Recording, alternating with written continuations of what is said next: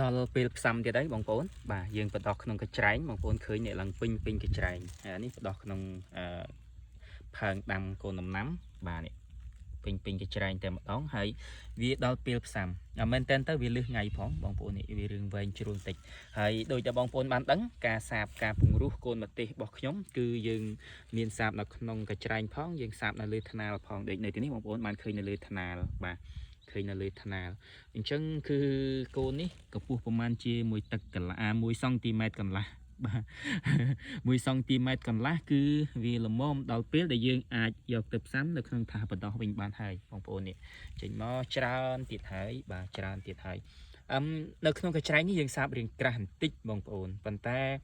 ប្រព័ន្ធនេះអត់អីទេកុំឲ្យតែក្រាស់ជាងនឹងទៀតវាអាចធ្វើឲ្យកូនដំណាំវាហោលអញ្ចឹងបងប្អូនព្យាយាមសាបឲ្យរង្វើលបាទនេះយើងសាបលើថ្នាលនេះដោយសារលើថ្នាលយើងមានទីតាំងមានទីធ្លាធំអញ្ចឹងយើងអាចសាបរៀងរង្វើលបានបាទសាបរៀងរង្វើលកូនចេញមកថ្លោះល្អជាងយើងសាបញឹកបាទ